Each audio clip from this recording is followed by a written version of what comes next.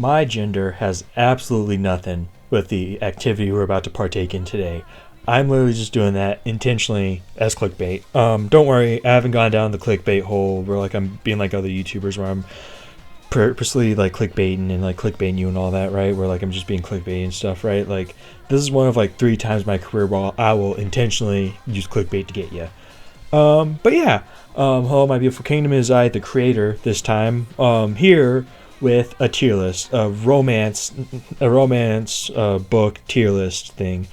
So why am I doing this, right? Well, one, because I am a dude, right? And every single video I see, it's always like a girl, right? So it's sort of like, well, why don't we get a man's perspective, right? So I guess that's what my gender has to do with it. But like, besides that, I'm just like, I'm one of the girls. Think about me as one of the girls, right? But yeah, that's one of the reasons. Another reason is because I like have this sort of interest in romance, right? Like my mom is constantly trying to get me to like watch various romance movies and like romance stuff and all that. My dad has shown me some of the best movies my dad has shown me are like romance, like Eternal Sunshine of Spotless Mind and Dan in Real Life and Love Actually. That's like one of my favorite Christmas movies now. Actually, Love Actually is. So yeah. I like that. I like romance. I'm like incredibly interested, despite the fact that I have limited experience. Like some of my favorite media is like romance related, right? Like I said, I mentioned like Dan in Real Life and Eternal Sunshine, right? But like Toradora is like not only my favorite anime of all time, but like one of my favorite shows of all time, right? That show made me cry like on New Year's Eve or something like that. Like just before midnight hit, I was just sobbing from like the way that show ended, right? Um, friggin' Toradora. There's To All the Boys I Loved Before. Like me and my family would love the crap out of that movie. That movie's dope.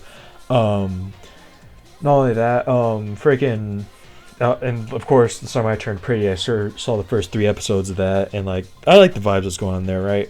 Yeah, and then the third reason why is because I'm writing a romance story right now. I'm writing it right now. I have like 4 beta readers up for it. I'm going to put it on Wattpad once I'm finished with the entire thing, right? And to sort of prepare, I thought, why not? Let's just rank a bunch of different freaking like romance tropes, right? These were already pretty planned, but like the way. But like just for any of this, inject this into my veins. My absolute favorites. Love it. I just like it a lot. Good when done right. That means like both this and I don't really have a feeling way towards this. They're both going to be the show's potential part where like it has the potential to be good if the writing is done well. That's the thing. If the writing's done well, it has the potential to be great, right? So like this is like the more positive of that has potential where it's sort of like more often than not it does good, but like it's a slippery slope in this. It's sort of like it's a really slippery slope. Pass means like I get why you like it. I personally don't. Well, touch this with the 10-vote poll. I don't like it a lot. I guess we should probably delete this considering. Like alright, don't. Frick. Okay, we're going to delete these 2 right here, I guess. So yeah, we have 5 now because like technically I've never read most of these, right? But like based on vibes alone and how I feel. So yeah, this is a man ranking a bunch of romance tropes, and like a bunch of romance tropes he barely has any experience in. Like I said, I barely have any experience in this genre with all that. If you have any good recommendations for stuff I'd read, because I'm trying to learn, right? So far, I'm just reading the stuff that they let get popular on Wattpad, which most of that stuff isn't very good, but like it's good at the same time. I don't know why. But yeah, if you guys have any like recommendations for like movies, shows, freaking books, like mainly, right? Like I'd love that a lot. Yeah, let's get on with this, shall we? So starting off with abusive parents. This is good when done right. Like I could see how this could be good. Like I could see how this could be good more often than not, right? Where it's sort of like he's or she's sort of saving the other person from an abusive parents and all that. They're coming in as like the knight in shining armor to save the person that's being abused by the parents, right? I could see how that could be good and how that could be like cute and all that. You know, I could see that a lot, right? So yeah, I like that. I like the idea. I like the idea of abusive parents. Accidental pregnancy. So this is like a slippery slope, right? This could go either way. This has the potential to be good if it's done right. However, this also has the potential to be really, really bad. This is like has so much potential to go wrong. As much potential to go wrong as it does to go right. And that's honestly why I put it here. And I don't really feel any way about this. Bad boy and good girl. Yeah, I could see that, honestly.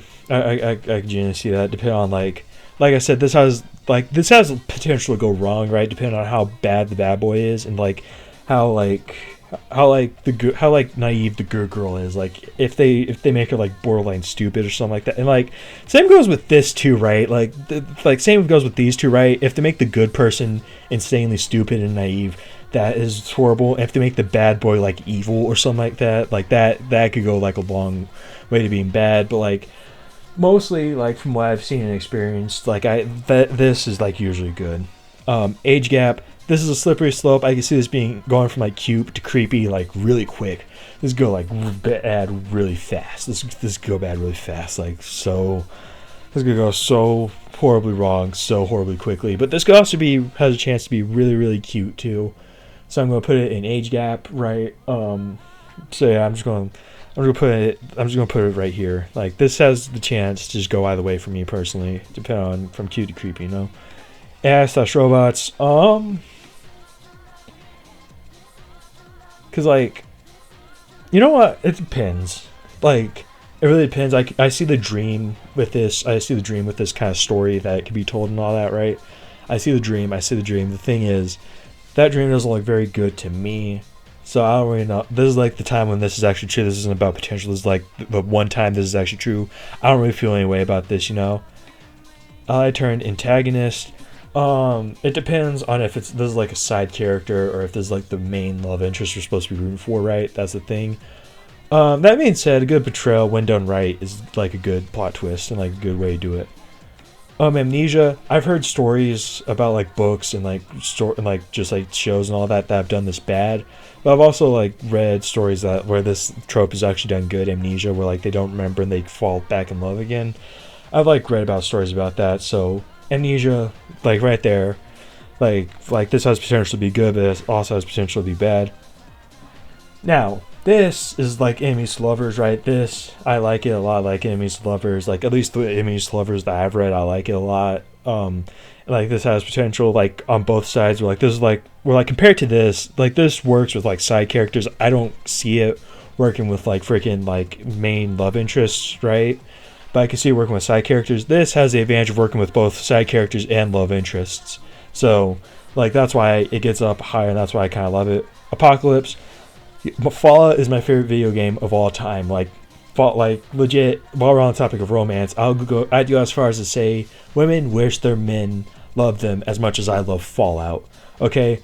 I love Fallout a lot. Fallout's my favorite video game of all time. So, of course, any romance with an apocalypse in it, send it my way. Ladies and gentlemen who are in here, right? Send me any apocalypse stories my way. Any apocalypse romance stories my way, man. I'll eat that crap up. Fallout's my favorite. Arranged marriage. I don't know, like, because, like, we're not going in particular order, right? But, like, this would be at the top of good if we were, but, like, because, like this usually goes the way I want it to, but, like, also this sort of, like, has a chance to, like, fall over and, like, be really bad, where, like, they end up hating each other and all that and getting a divorce and stuff. I can see that happening, right? But usually, like, from the arranged marriages that I've read, they usually end up pretty good and, like, pretty dope. Avenging dead friends/family. That's a good plot point. I like it. I see a dream with that. Yeah, I like it a lot. So, I like it. Yeah, no. Kids, if you're watching this, vengeance is good. Yeah. Beautiful MC doesn't know it. I like it. I personally like this trope. This has the chance to like go south really fast and be like obnoxious. That's the thing. That's like the balance you have to get to. That's the balance you have to like achieve with this sort of trope. It's sort of like, how obnoxious is it, right? Like, is she sort of saying, is he actively saying, oh, I'm so ugly, man, I'm so ugly, no one will ever like me? Or is it sort of like someone calls them beautiful and they're like, what, stop it, right? And then they move on, right? Or something like that, you know? This like has the potential to like be bad. But like mostly, actually, you know what? Yeah, nah. I guess we'll put this at the top of here, right? This like has the potential to be bad because like most writers, like from what I've seen, do lean into obnoxiousness, but like when it's done good, it's done good. So betrayal, this is a good plot point, right? The only reason why it's in good and not like love it is because it's sort of like who's doing the betraying? Who's doing the betraying? Is it freaking like Is it like, freaking like, is it the one of the main characters is like one of the love interests or not? And even in that, if the love interest is the one doing the betraying, how is it handled, right? Do they feel remorse, right? Is it like one of those things where like they were going to betray them, right? But then they got to know them better, and then the betrayal happens, they feel bad, and so they redeem themselves later. That's like, this is like incredibly complicated, but it's like good for the most part. It's not like some I don't feel. It's not complicated to where we could put it here, but like this is good for the most part. I like it a lot. Child of the MC sequel. Yeah, I like this a lot. Like, I like this idea a lot, I should say. I haven't read anything or like seen anything about that, but I like this idea a lot. Where like the first romance was them falling in love, and then we find out. Like, I like this because it's like it's like good for like one of my main gripes with most of the romances I've read, which we don't see the main couple being a couple after the movie ends, after they get to be a couple, right? And so this sort of like leads into like fixing that gripe that I have, where it's sort of like, well, they got together at the end of it, and the movie ends right there, and then we can sort of see the main couple. They got married, they had a kid, they lived happily ever after. This is their happily ever after with their child, right? That's my sort of thing, right? That's like why I love this and why I want it to inject in my veins. The Chosen One. So just like as a trope, like it's like for me, it's like not overdone, right? But like it's not. Like, it's too on the nose, if that makes sense, right? Like, it's too on the nose for me personally. That being said, it can be done good. I do see it being done good, right? So yeah, I do see this having the potential to be done good, like, in, like, a way, but, like, personally for me, it's, like, a bit overdone. Billionaire Romance. So this, and I guess we could go with Bodyguard Romance, too. So for those guys who've only known me from this video and haven't seen any of my other videos, right? Fun fact, the reason why I call myself the creator and not your king, the name of the channel, is because I'm an out of character element for this channel, right? Really, this channel is about three main characters. One of them is this really depressed emo kid who wears a ghost face mask and doesn't talk. And then the other two are Kang, which is the name of the channel, and the guy who runs the channel, right? And he's like the Kang, aka the king, right? And then we got Quain, right?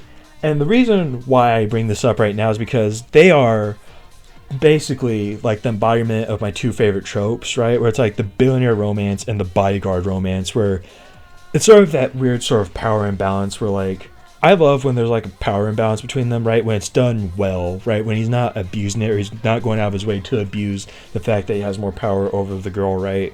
That's why I wrote Kang and Quain to be, where like Kang respects the hell out of Quain, his former bodyguard, right? He respects the hell out of her. He loves her, right? He makes sure it's like he technically has a lot of power over her, being the ruler of the kingdom, right? But like he loves her, he respects the hell out of her, right? He's not going to use his power against her at all. He just loves her that much. And like because of that, because I am incredibly biased, because like my two main characters are like the embodiment of these two romance tropes, right? I have to put them up here. But yeah, no, I love these tropes a lot. Like especially like the bodyguard, right? Like I love the bodyguard romance where Quain, where like she was hired to like protect him, right? And like they fall in love that way, right? Like because of my biases, we have to go up here and to inject this into my veins. So boarding school's up next. It's sort of up here, right up here. It's because like this has. Because, like, now this is, like, where we're using tier list properly, where I don't love it, so it's going in good, right? Like, I could see, like, this being mostly done right, and I could see, the pitfalls, right? The thing is, the pitfalls aren't as bad, so I guess we should put it up top. The pitfalls aren't as bad as, like, these ones, right? Where, like, they have noticeable pitfalls, but, like, these pitfalls are mostly ignored to do these tropes, right? This one, the pitfalls are small, right? And, like, the potential is big, right? However, I don't love boarding school. This is just, like, my thing. Buy swap, I'm going to say pass. I see the appeal, but like, nah, I'll pass up on that, nah.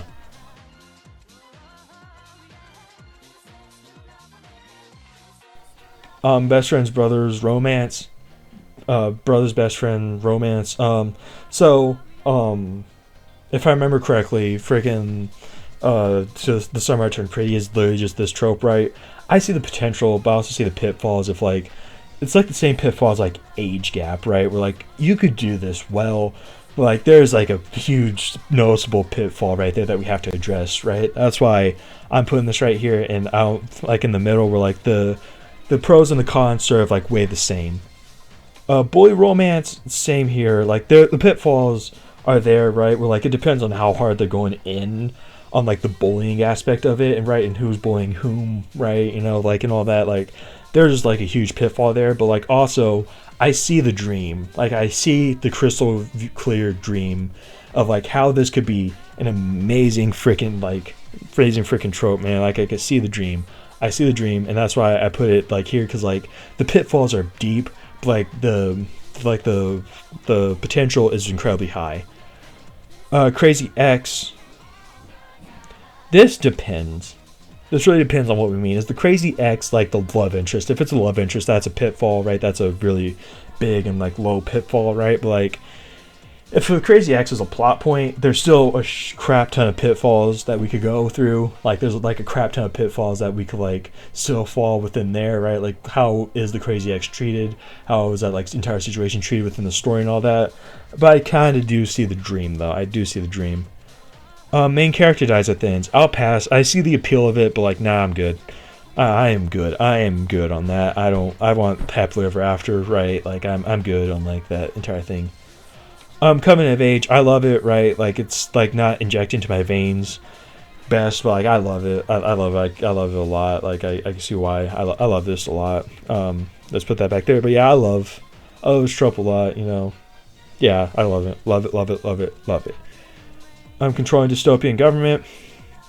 Now this is literally just me being in the middle of the road. This isn't pitfalls and like potential, right? This is just me being middle of the road, right? Because like from what people say about Hunger Games, it sounds amazing, but like all the clones made after that don't sound as amazing, right? And like as the years go on and more of these keep coming out, despite the fact that the trend died out like years ago, the more and more it becomes more like the Chosen One, right? Where like the Chosen One at the very least has like gone past overstaying its welcome, and now it's just welcome again, right? The controlling dystopian government isn't like good. Like it's not that. It's like overstay its welcome, right? Don't end up together. That's worse.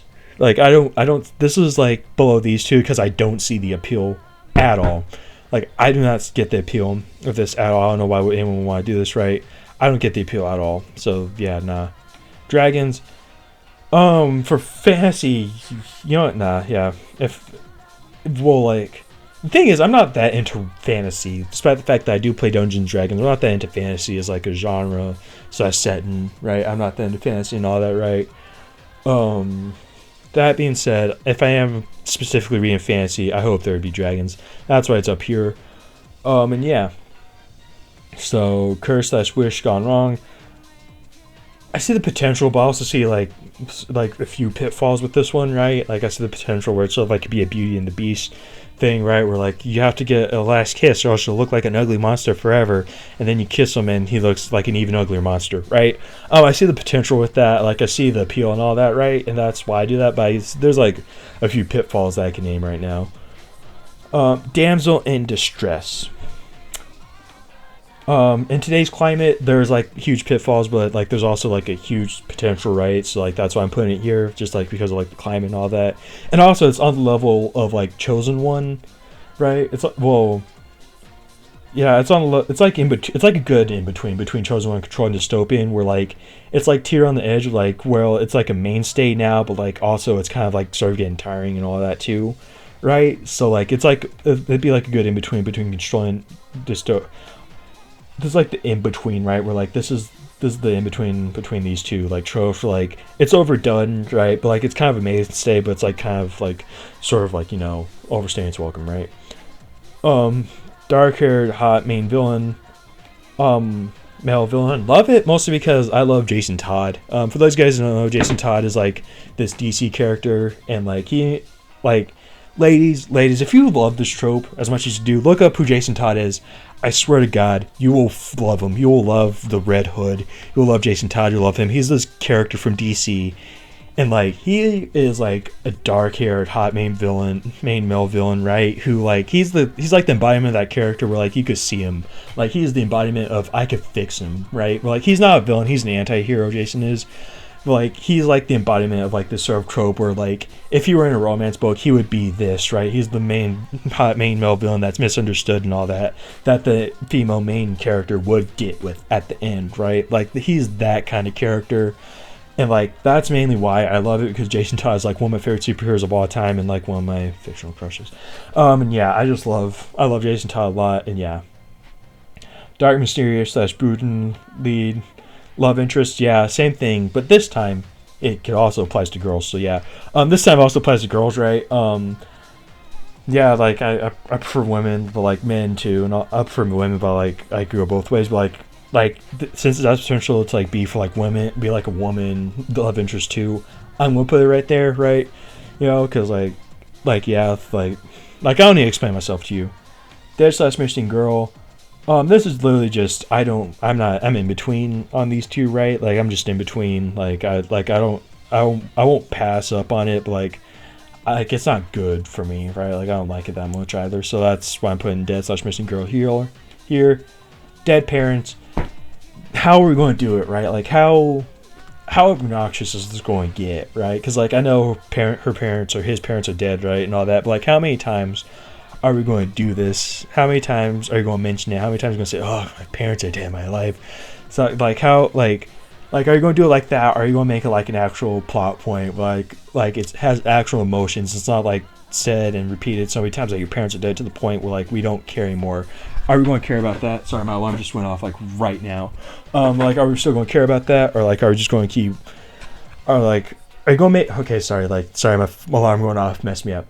Essentially, are we going to care about it, or is he going to mention it enough times where it becomes annoying? That's like my main thing about dead parents. That being said, this is the first one where like the pitfalls and the dream equal each other, but like when it's done well, it's done well. So like yeah, that's why I put it right here. Death threats / murder attempts. There's a huge potential for this to go wrong, but like I guess like while we're down here, where's the other one? There's like a certain line. There's like a certain line down here. Where is it, baby? Show me. Where is it? Where are you, baby? Show me, baby. Show me. Is this not that tier list? Oh no, I don't think this is the right tier list. Okay, so I was looking for a specific line. Who did this to you? Essentially, right?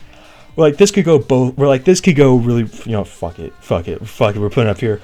This could go extremely wrong. This could go really, really wrong in multiple ways, right? But when it's done right. Holy shit, it's so fun. It has the potential to be so cute and like amazing and all of that, because like I was looking for the line "Who did this to you?" right? I don't know if I said that or not. I don't know if I could see it or not. Maybe we might get to it since we're going one by one, right? But like essentially, like who did this to you, or who is trying to hurt you and all of that, that has the potential to like fucking like be amazing and all that. That's why it's good, because like this has such potential to go wrong, but that potential for it to go right is just so good. You know what? Fuck it. Love it. We're going to love it, right? This has potential to go wrong, but like it's so good that it has potential to be right too. Diary writing style. It's good for the most part. Like the one pitfall I have is like with most pitfalls, it's obnoxious. How obnoxious are we going to get with this, right? Like how is she going to talk and all that, or how is he going to talk, right? Because like both could do it, right? But like how is he going to talk? How are they going to talk? Is it going to be obnoxious? Is it going to be like lots of pain and all that? Or is it going? Do we have a chance to like actually do something cute with this? Like that's like the main potential of this. This has the potential to be extremely cute and extremely dope, but also has the potential to be extremely obnoxious. Drunken confessions. Depends on the confession. Like we all know what confession we're talking about here, but like it depends on the confession, right? But that besides that, I like it a lot. You know, that's like someone like the old saying, drunk out louds or sober thoughts or something like that. I don't know. Sorry, my family's out there. But yeah, it's drunk thoughts or sober confessions, or drunk confessions or sober thoughts or something like that. Something like that, right? Like that's just like the main character is like bearing their heart out to them, unfiltered, unraw. These are just the emotions that they have, right? But this also has the potential to go wrong, because like being drunk and all that like can cause you to do stupid shit, right? But besides that, drunk confessions and all that, like yeah, no, I like it. Enemies to lovers. So 1 second, where were we? Oh yeah, enemies to lovers. Okay, yeah, we're back. I'm back. Hopefully some of the mic's good. Okay, mic's so good. So enemies to lovers. is dope. Enemies Lovers is dope when it's done right. This has a lot of pitfalls, but ultimately, I think we're at a point where this trope is done enough to where like we could do it right. You know, I have yet to read an Enemies to Lovers, but like I see the potential, and like I've read like summaries of stories, and like I've read actually wait that's a lie. I've read like one story on like Wattpad a while ago of like Enemies to Lovers, and that was like amazing, right? I like that a lot. I like the idea a lot. If you have any recommendations for Enemies to Lovers books, send them my way into the comments, you know. And yeah, Grumpy Sunshine. This has the potential to go wrong, but like this is like also one of my favorite like tropes of all time. I like this trope a lot. I like the idea that like someone so happy could see the good in someone so like bad. So yeah, huge height difference. Both ways, where it's like the girl's taller than the boy's taller than the girl, or something like that, and like even the other two ways, right, where like one's taller than one person of the same gender is taller than the other person of the same gender, right? Like I like this idea a lot. I like this. Like what else can I say? Like words can't express what I like about it, but like I like this a lot. Like this is one of my favorites of all time. XBFF to the popular Mean Girl. Mean Girls is a dope movie and also a really good spy thriller example. Yeah, I like this trope mainly because of Mean Girls. That's like a dope movie. Yeah, yeah, that's it. Fairy tale retelling. How are we retelling this fairy tale? Is it like the original dark Pinocchio smashes Geppetto with a not Geppetto. Pinocchio smashes the cricket with a hammer, kind of like dark retelling, or is this like a light retelling, right? How exactly are we retelling it? Are we retelling it like incredibly racistly, an incredibly racist way, because every character isn't black, but like they're talking black accent, right? Or is this like incredibly like good and like a good modern retelling / modern adaptation of the story, right? There's like this is like one of the ones where like the potential is like off the charts, where like the potential to go bad and the potential to go be good are like everywhere, right? Where you can't quantify it, you know, the way I have. Fake relationship. I have an idea for like an essay, like a video essay on why we like this trope a lot.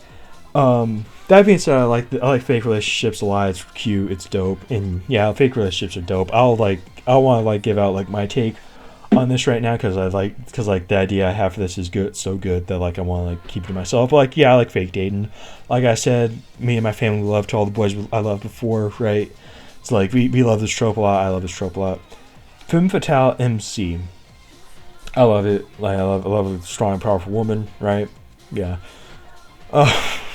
Forbidden love. Yeah, there's something so dope about like two people, despite everyone telling them no, saying yes anyway.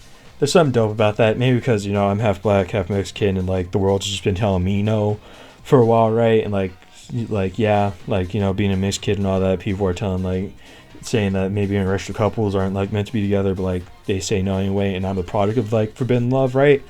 Who knows? I love it though. I love forbidden love. There's something so good about like that concept that I love.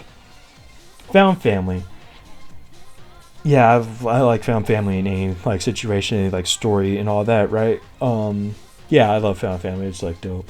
Found family's like cute. Forced proximity.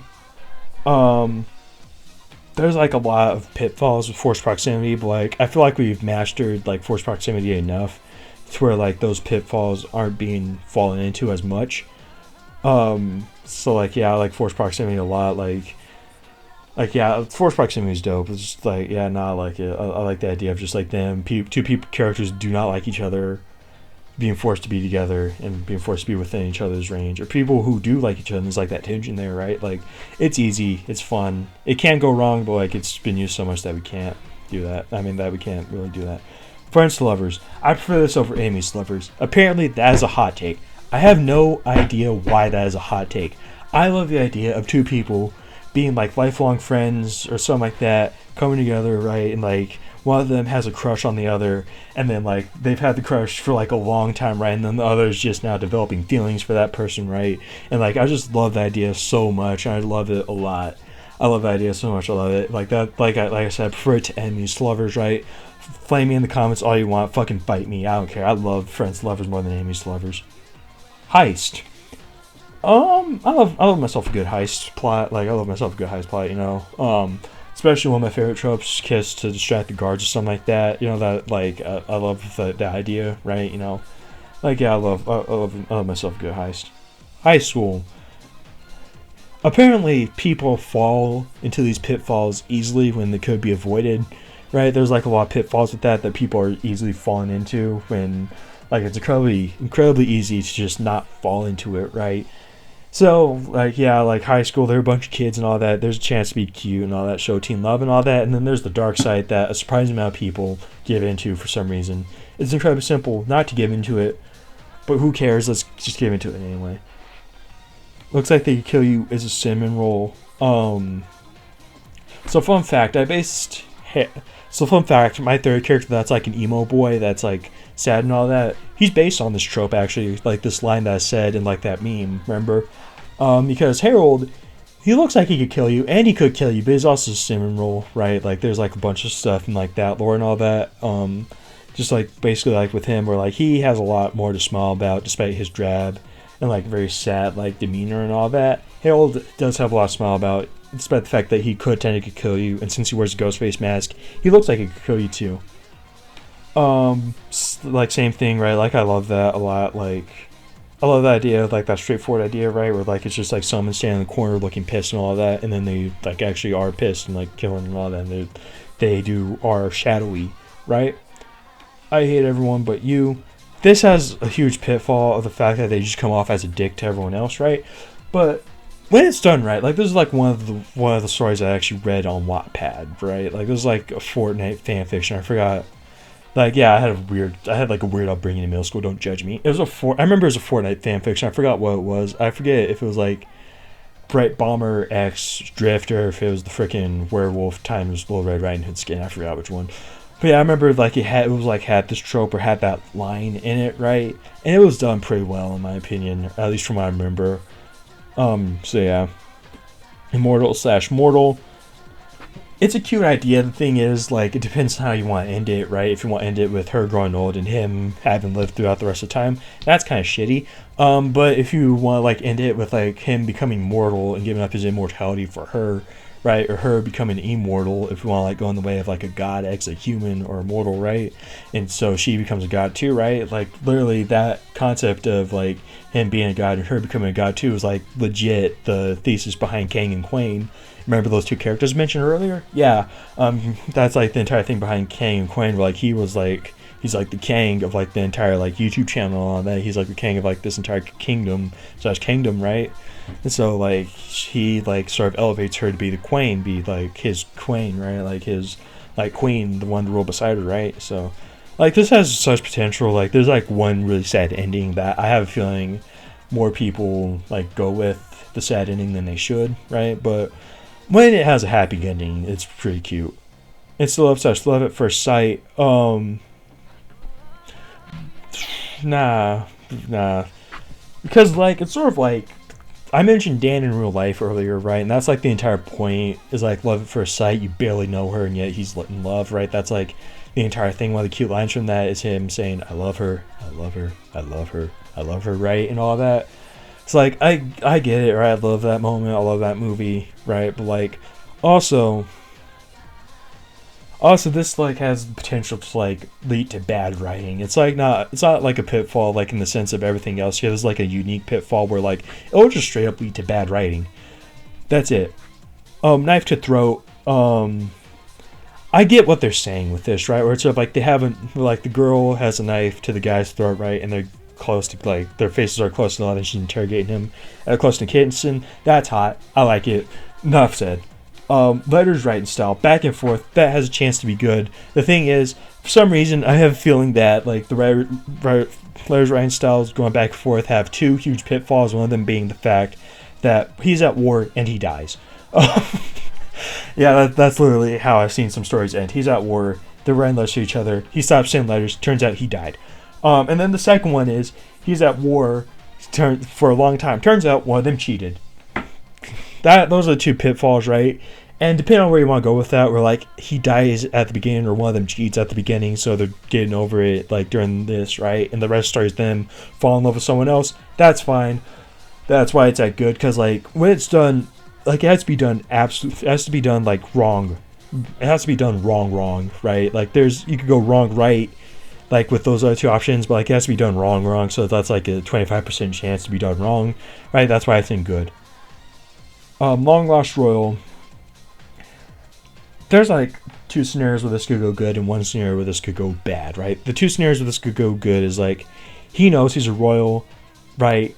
And then he knows he's royal, right? Like a long lost one, and like he doesn't say anything, and like they fall in love and all that. He reveals, oh yeah, by the way, I have a claim to this crown or something like that. I'm gonna go claim it or something like that. That's like a really shitty way of explaining it, but you guys get the idea, right? That's the first one, and then the second way this could go right is the fact that he doesn't know it, and like they fall in love, and like him being a royal is like a bonus now, right? Him being a royal is like a bonus to like their love and all that. We're like, oh yeah, I'm a royal, that's dope and all that. He's like the lost son and all that, you know. Like Tangled is a dope ass example of like that second part where she didn't know until the very end that she was a princess. Her and Flynn fall in love naturally, and then sorry, my phone just rang again. Okay, sorry about that. But yeah, her and Flynn fall in love naturally. She finds out she's the lost princess. And yeah, like they fall in love like naturally, but like also her being like a long lost royal is a bonus to that, right? Next up, first, like what's the one pitfall? Sorry about that. What's the one pitfall? Frick, it was a good one too. I think it was something along the lines of the fact. There was one pitfall. I might come back to that later. Don't get pissed at me if I don't, though, because I'm very forgetful. They think it's ADD. I don't know, but I'm very forgetful and get distracted easily. And we have a bunch of these to go over left, so I'm definitely going to forget about that. So don't get mad at me if I forget. I'll see if I can come back to that or not. But yeah, it looks like a cinnamon roll could kill you. Ultimately, of all these, this is my favorite because like I love the idea of a cute character. Someone saying, "Hey, you're cute. Don't call me cute." Bang, you're dead. That gets me every time. I love it a lot. It's dope. Yeah. Looks like a cinnamon roll is one. I love myself a good cinnamon roll, right? Yeah, that's pretty much it. No need to further elaborate. I just love myself a good cinnamon roll. Love triangle. I feel like from what stories I hear and like what people say their favorite stories are, I feel like we love triangles more than we say we do. Because like this is like a hated trope, right? But then we got like the Twilight series. We got like a bunch of books that Morgan Book has reviewed, right? Like on Instagram, right? That she's reviewed on Instagram, right? That like legit sound like a love triangle, right? And sort of like if it walks like a duck and it talks like a duck, it's a love triangle, right? I feel like we don't want to admit that this is secretly kind of good and that this just like can be messed up really bad, you know? Like I feel like that's like the problem with this is that like it gets messed up really bad, and, you know, like one of them is obviously a dick and then they go with the dick, right? Like I think that's like what we don't like about it, but like when it's done good, it ends up in like some of the most popular like romance books that I hear of. So yeah, Mafia, personally I'll pass, right? I started reading this one romance book on Wattpad thinking it was good, and then it turns out it's like mafia romance. I don't like that. Now multiple POVs. So as a writer, I have to say there is no such thing as one way to do something right, you know? You could accomplish the same job in the world of writing multiple ways, right? There's not such thing as like one thing being done right. There's no such thing as like doing it one specific way. So if you want to write your own romance story, you could write it however way you want. If you want to write it third person, that's fine. If you want to write it from the first person of one character, that's fine too.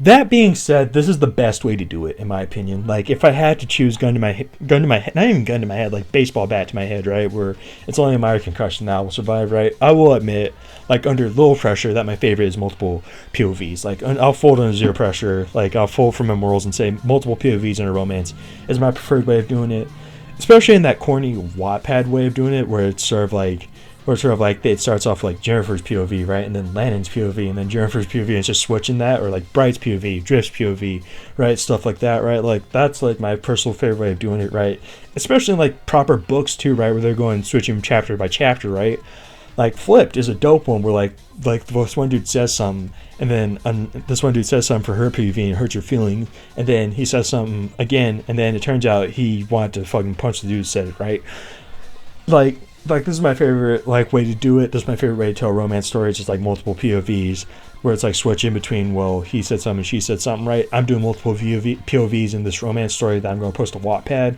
right? You know, like, yeah, nah. Mutual pining.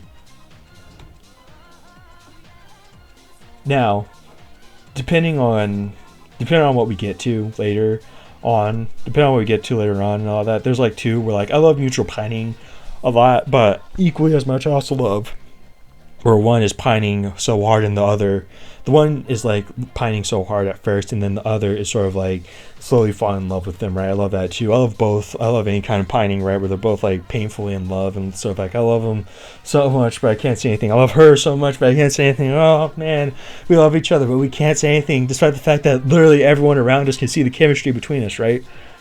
So yeah, like yeah, y'all guys get it. I do. Okay, my mic's still working. Magic academies. This is literally something with me personally because I was bullied a lot in middle school, right? That has affected me mentally in some way. And one of those ways is the fact that all the Harry Potter kids fucking hated me in middle school for some stupid ass reason. Because of that, I can't read anything Harry Potter like. I haven't read any Percy Jacksons. I haven't read any Harry Potters. There's this comic book that my friend John wanted me to read called Strange Academy. I legit could not read it because I kept getting like, not flashbacks, but I kept like having this weird, oddly uncomfortable feeling in my stomach reading it because it reminded me too much of Harry Potter, right? This is literally just something with me, but I'm pretty sure freaking Harry Potter's a dope series. I don't want to read it anymore though. Makeover, huge ass,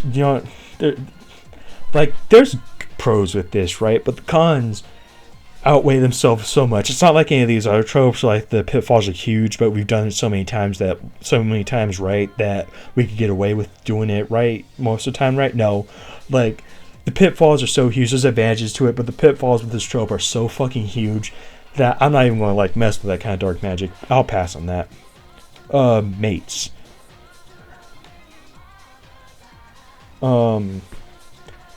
Yeah. What does it mean by mates, actually? What does it mean, actually? Yeah, I'm just going to add row below. What does it mean? I'm doing this with one hand, by the way, because I have the mic in my other. What does it mean by mates? I thought I had a good grasp on what mates meant, and then I didn't. Then I didn't. So yeah. You guys can't see that, but it's just what does it mean? Yeah, what does it mean? Does anyone want to tell me? Tell me what it means. I'll pin your comment, and then I'll like reply what I put in there, and then my reasoning for it.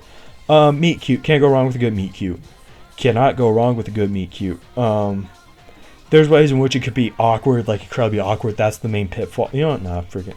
The main pitfall is that it could go awkward, but like honestly, you can't go wrong with a good meet cute, man. You can't go wrong with a good one. You just can't go wrong with a good meet cute.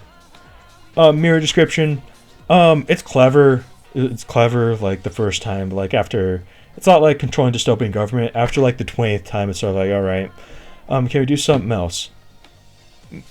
Miscommunication. This is just purely built off the fact that that like the pros and cons outweigh themselves, right? Where the cons is the fact that no one can seem to do this right. However, when it is done right and everyone acts like adults, it's actually pretty cute. Like I said, one of the Fortnite fan fictions I read back in the day had like a really good example of the miscommunication trope, where essentially it's sort of like he said, she said, and all that, and like essentially like they had a good excuse for keeping the two main love interests apart for some time, right?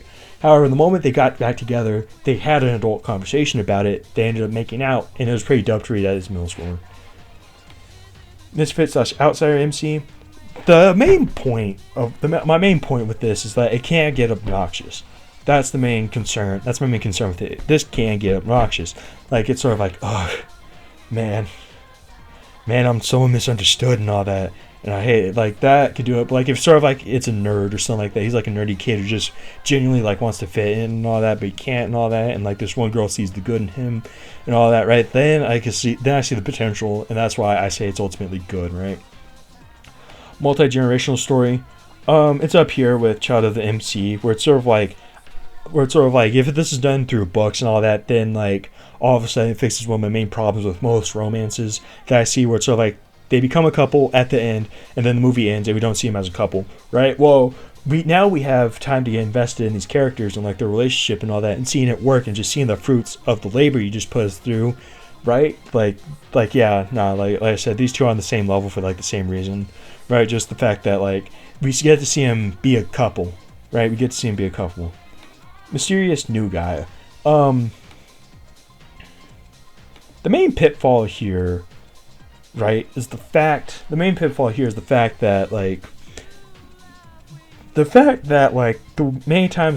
that I have seen this, it's sort of like the mysterious new guy is a rival to the love interest we're rooting for, right? He's a rival to like the love interest, or even worse, the mysterious new guy is a rival to the main character trying to get the girl right, and I don't like that.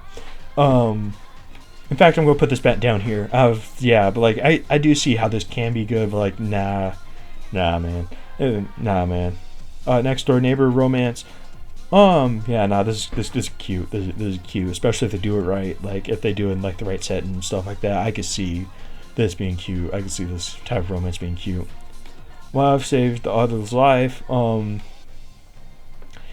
Yeah, no, that's cute. That's adorable. I think it's because I come from like the like comic book background where I like read mostly comics and like superhero stuff and stuff like that. If you couldn't tell from the fact that I literally recommend y'all guys look up who Jason Todd is, right? But yeah, maybe because I come from like a background of, like reading about superheroes and all that, so like my main exposure to like romances like on a daily is just like the main couple saving each other constantly, right? Like Superman saving Lois, freaking Cloak and Dagger constantly like saving each other, right? You know, stuff like that. Like maybe that's why I like it so much. But like I like this trope a lot. Opposites attract. Like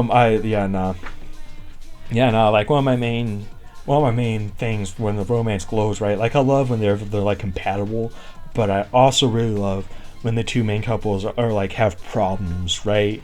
When they have like actual problems that they have to work through because like they're so opposite, right? That's why I love this trope a lot, right? Because when they have problems, but they love each other or like they like each other enough to work through it. That's why I like this a lot. Normal MC, paranormal lead. This just goes into my love for like a power indifference, right?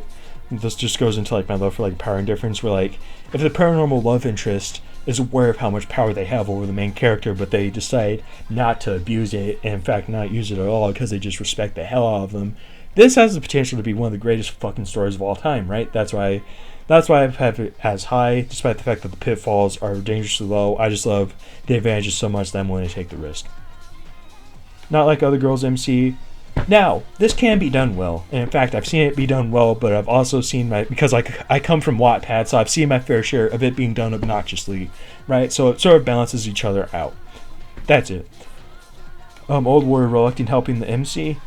Depends. Is the old warrior the love interest? If so, then we're at the age gap. And then we're at the age gap / brother's best friend's romance problem, where it's sort of like, how big is that age gap? How big is that age gap? Because like then we could have a problem here. But like also, now I'm gonna put this up here. But like also like the pros outweigh the cons with this, right? Because like if this is just like an old warrior, like a mentor or something like that, helping the MC who has a different love interest, then yeah, I like that a lot.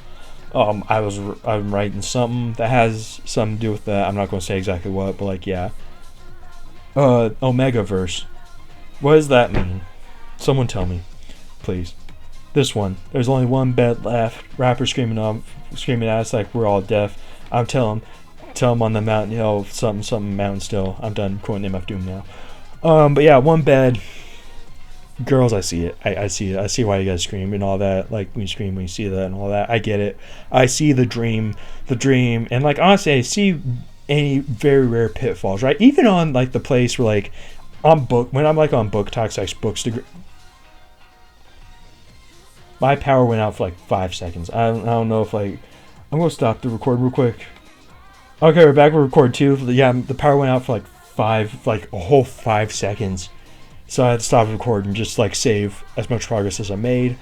But yeah, we're back. But yeah, I see the dream, and honestly, even in the pitfalls, I see more dreams, right? Like I see like how like on book talking bookstagram, right? When they say there's only one bed left. He takes the couch or something like that. Like, I see that being actually really adorable, right? I see that actually being like an adorable moment. I see, oh no, they're not sleeping together. I see, oh, he's a gentleman for her, right? Like, I see like the positives and the negatives of this trope too. So I think I'm just going to put this up here. In fact, like, this is like a perfect trope, right? Like, it's not, like I said, not every story needs like every trope, right? But like, this it's you have to go out of your way to fuck this up. That's why I like it as much as I do. So yeah, one horse. Uh, Ironically enough, I see the dream too. So that's why I'm putting it up here. These two are perfect tropes, right? Like even the pitfalls are like dreams anyway, right? Like I said, like every story doesn't need a one. Like every story doesn't need like certain tropes, right? Like every story doesn't need a one bed, but like if you're going to include it, it's going to be really fucking hard to like mess up the one bed trope, right? Like you have to go out of your way to mess it up. Like out of these, right? Like these are truly the perfect tropes, best of the best. In fact, I'm putting them up here. Not above Apocalypse though, because I still love Fallout. Like my love for Fallout is too strong. But yeah, one of us is dead. Now the main pitfall with this trope is simple. Is the love interest a ghost? Now, more than likely the answer is yes. But more likely the answer, actually no, because since this is like for my favorites, I guess. But more than likely the answer is yes. If it's no, why the fuck are we even reading this, right? Hopefully it's a ghost. If that's the case, then yeah, no, I like it a lot, right? I like this a lot, right? I like this a lot. If the answer is yes, one of us is ghost. I like this a lot. It's good. It's good. And it can more than likely be done right. You know, it can more than likely be done right mostly. One of us is famous. Up here, billionaire, bodyguard, all that. Like I said, he realizes the power he has over her, but then he decides just not to abuse it because he respects the hell out of her as a person. Right? Like that's, like I said, when it's done like that, when it's done right, it's fucking amazing. It's fireworks, man. Paranormal. Yeah, when it's done right, like I can see it when it's done right, it's done right. You know, like yeah. Like I said about one of us is dead, and like another one that was in here. Oh yeah, like this one, right? Like yeah, now I can see when it's done right, it's done right. Past trauma. Now, how are you going to handle this? Like I said with a bunch of other stuff. Like I said with something up here. I remember there was something equally as heavy. Yeah, abusive parents somewhere up here. Yeah, abusive parents, right? Like I said with abusive parents and all that, right? How is this going to get handled? How are we going to handle it? Are you going to handle this with the respect it deserves, right? Because this is like a heavy topic, right? You got to handle this with the respect it deserves. That is the main pitfall, is just not handling it well. But when you handle it well, it can be good. It is going to be good. It can make your story richer. And that's why I'm putting it there. Second chance romance. It depends on what broke them up in the first place, right? Like if they broke up because of extreme toxicity, then it's sort of like, why the fuck are you... Actually, yeah, no, the pitfall's too big for that. But yeah, it's sort of like, why the fuck are you getting back with her, right? But like, if it's sort of like, well, they just sort of drifted apart and the spark wasn't there, and this is them rediscovering their spark, yeah, no, this is good. So yeah. Secret relationship. Send me them stories. This and Apocalypse, right? This and Apocalypse. Send me your best Apocalypse romance stories. Send me your best secret relationship stories, man. This is good. I like this. I like this a lot. There's something so appealing about it. Like, when I'm even thinking about this, there's like this feeling in my chest like it's on fire when I think about this, right? That's the only way I can express into words how much I love this idea, right? That's how much I love this idea. That's how much I love this, right? Like, that's how much I love it. So, secret relationship, love it a lot. Inject this into my veins. Prophecy, same thing as Chosen One. Where's Chosen One? Yeah, Chosen One, I guess. No, I guess it'd be closer to freaking... I guess it'd be closer to this, right? Where it's sort of like... Closer to like... Where it's sort of like... No, nah. It's closer to Chosen One, actually. Like, yeah, that's only fair. Where it's sort of like... Like, it's like, you have to do this right. That's the thing, right? Where it's sort of like, with controlling dystopian government, it's so overused that even if you do it right, you have to do it, like, perfect in order to make me love it, right? Where, like, this, you just have to do it good enough, right? But, like, it's been done so many times that it's sort of like, I'm getting tired of it.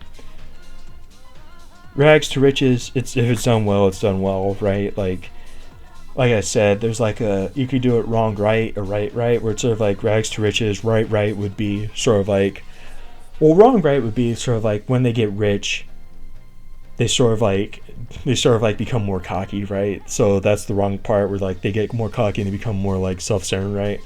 But the right part of it would be it being commentary on how money corrupts or something like that, right? That's the wrong right. But right would be they're still kind afterwards. They're like a kind person before and they're a kind person afterwards. That's just the right part of Rags to Riches. Rebellion.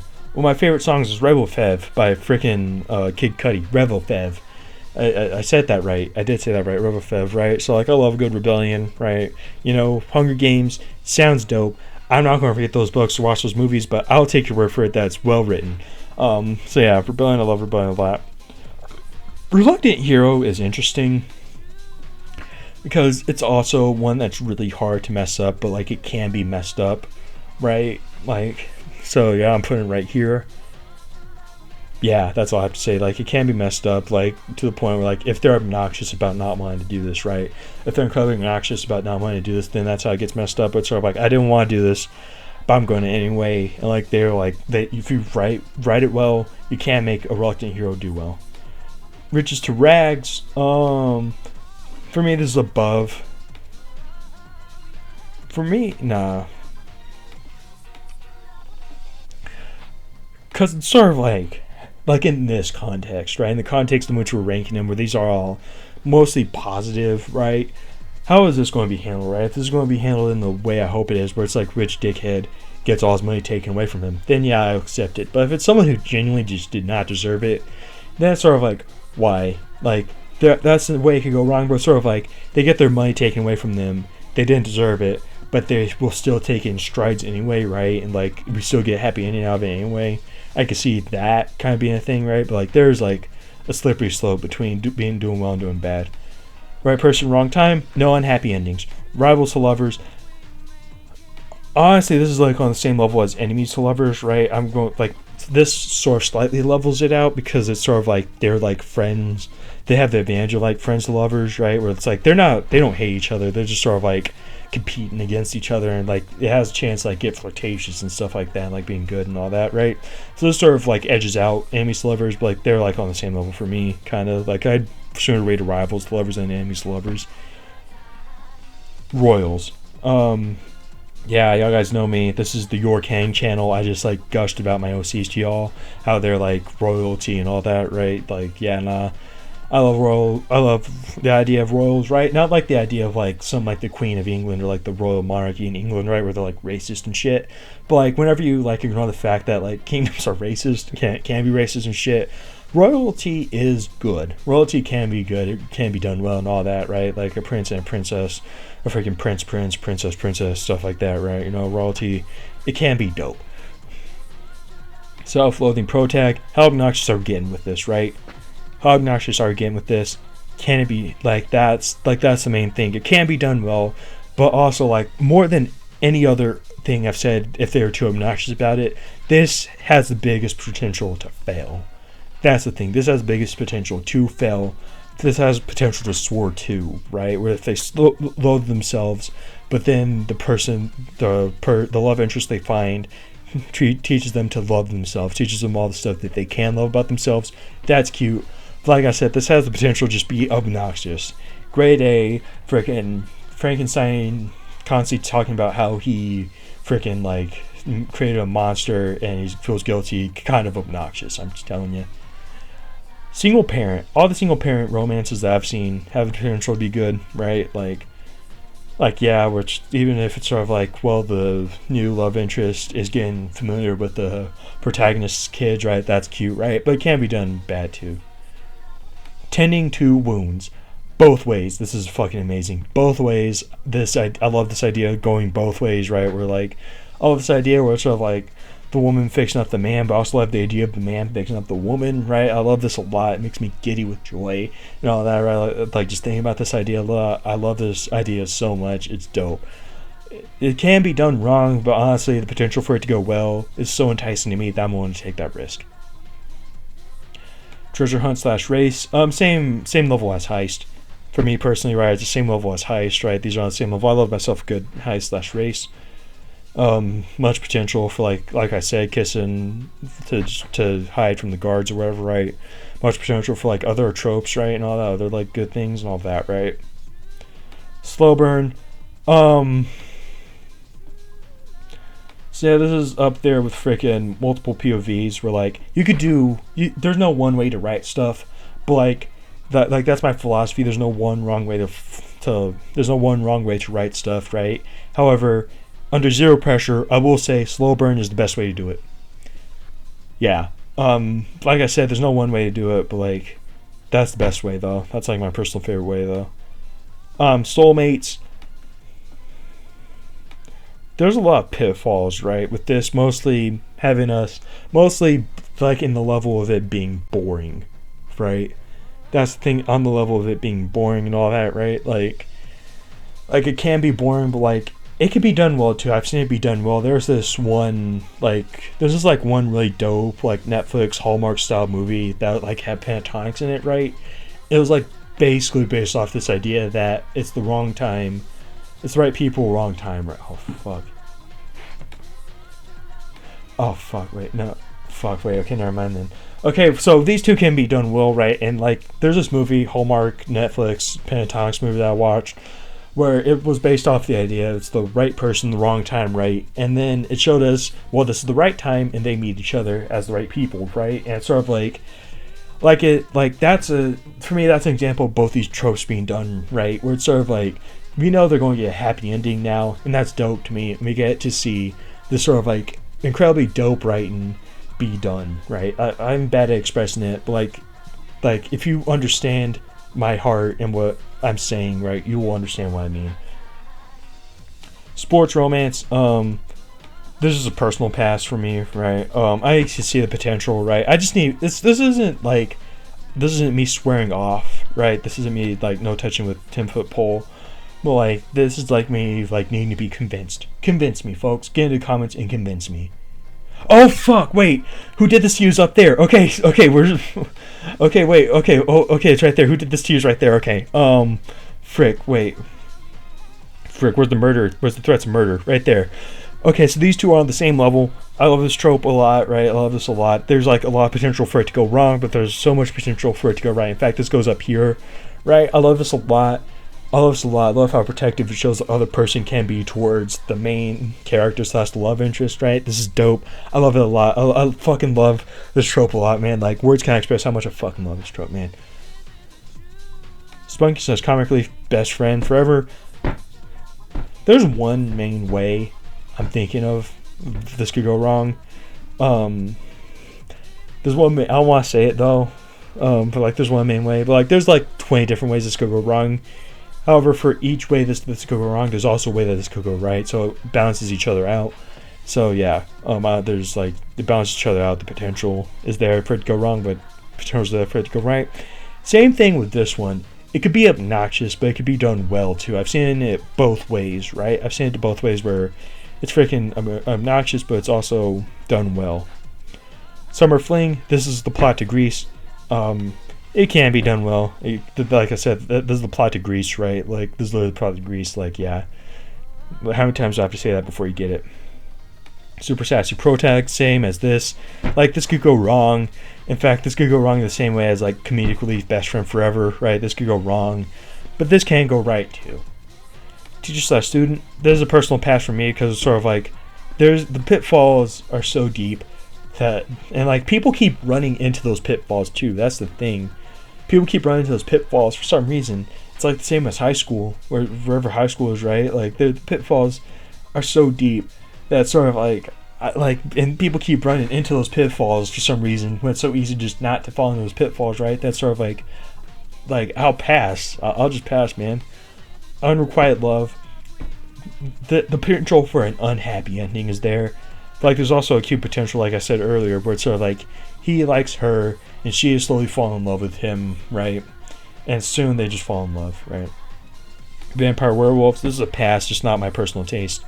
Yeah, nah, this is not for me personally. Just not, yeah, nah. Like personally, like I get the appeal, but like nah, I'm good personally. Villain's POV, love it a lot, especially if the villain is the one that ends up getting the main girl, you know. So yeah, basically. Workplace romance. The main pitfall right there. Okay, like the main pitfall is legit the reason why I love these, right? Love these three tropes, right? The main pitfall is the fact that it's like the power dynamic is bad. But like I said, if it's sort of like he doesn't use his power dynamic against her because he respects the hell out of her, right, and just loves her that much that he's not going to like abuse his power over her, right? That's like when I love it, right? But like workplace, like yeah, nah, like I don't get it. So yeah, that's all the tropes ranked by a man. Ranked by a man, right? Like I said, my gender has nothing to do with what we did today. That being said, like I said, for each one, like I said, I'm being genuine here. If you have any good romances based off of like what I said personally, please put it down in the comments below. I want to read more romances. Yeah. So yeah, thank you for watching. And I bid you adieu. Goodbye.